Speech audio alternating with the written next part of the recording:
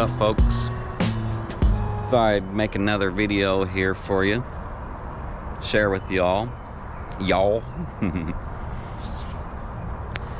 I have a lugged steel Schwinn Premis, how you pronounce that. I totally like this bike. That's why I bought it. I've added some of my own personality to the bike. A comfortable seat. I got a race plate on here. I need to put a number on there. I haven't yet. I just kind of recently just got this. It has a really cool group set, as you see.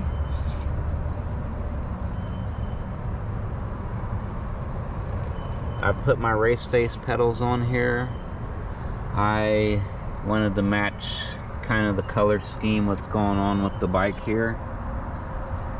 Yes, it still has the dropper bars on. And if you know me, I am more of a person that likes to be in upright position because I am going to ride this thing.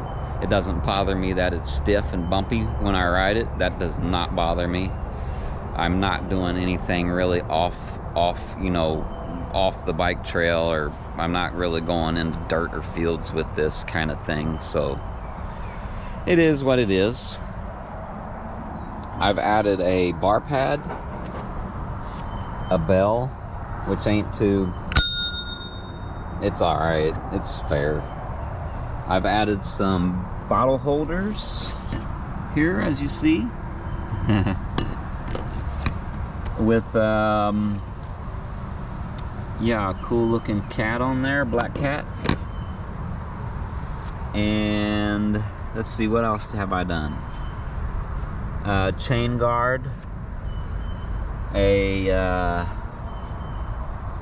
what else? That's about it, really. Some nice tires on it. Two different kinds, but again, they're both 23, so I'm fine with that. They're brand new. Really haven't even ever been ridden on, you can tell, or at least I can tell.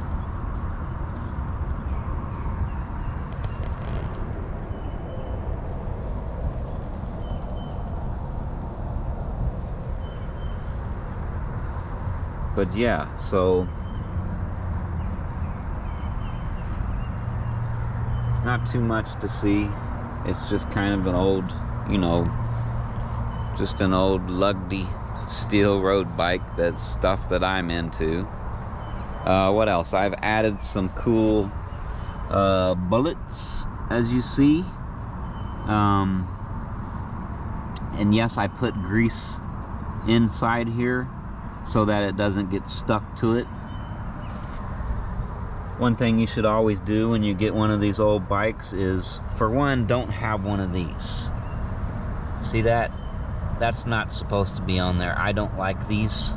I personally hate quick links because I've had them snap on me before while I'm riding bikes, and I just don't like quick links. I usually just take out the pin far enough to where I can link the chain back together and then put the chain back in so it's solid. Don't have to worry about a chain link, quick link breaking while I'm riding. I've had bad luck with that. But I put in a lot of power to the crank and the chain, so I'm bound to break them when I really want to take off and go. Maybe some of you don't have problems like that, but for me personally, I do not recommend quick links at all. I think they're trash bags. So you might think that about my bike right now and how I put my personality into the bike, because it just seems a lot of people don't ever put their personality into the bike. They don't add much stuff to it. They're extremist on being stock. I'm not that person. I like to add it to, hey, that's my bike. I got all these little accessory stuffs on it, and that makes it my bike rather than it's just made from the factory, This bike is not a bike that was made in the US of A. This is probably more like a Taiwan bike. which is okay. It's nothing wrong with that.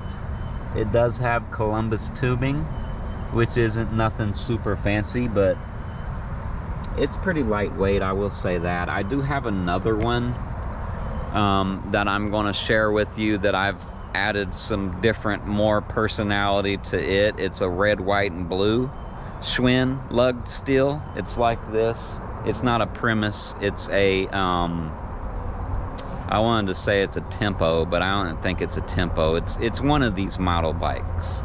And it's similar to this, but it's not quite as nice. Its fork has fender stays. This one doesn't. So this is more of like a racing style bike where it doesn't have the where you can put on a fender. So if you're looking for one of these old lugged road bikes, and you want it to be more of like a higher quality, and this doesn't necessarily make it higher quality, that doesn't have them fender mounts. It just lets you kind of know that it's more of a bike for racing, rather than touring. So yeah, I just thought I'd get in here, make a quick video, share with you the cool, look at that. That's cool how they did the lettering on there. I love that.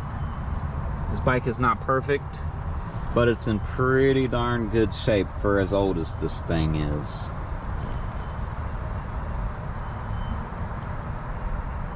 And I just thought I'd share with you folks.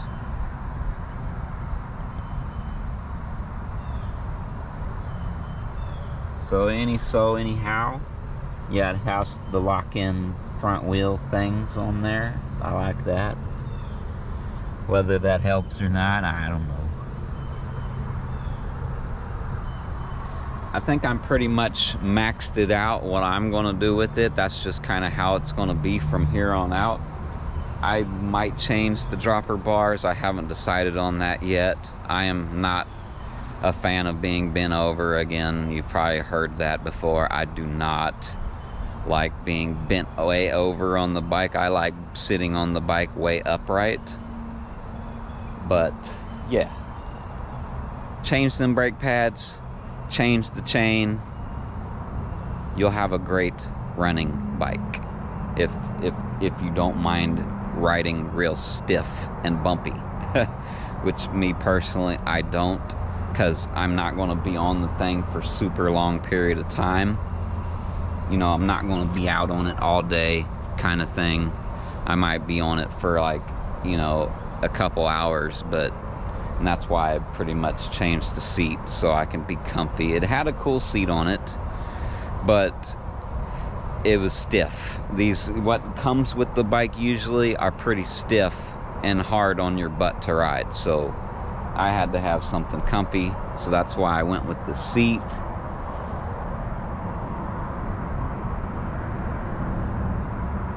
And again, I'm not super person to, I don't know, maybe I'll do another video, go back over the bike and go more thorough over the parts of what it is, you know, what the gear range is, and kind of go over it again, but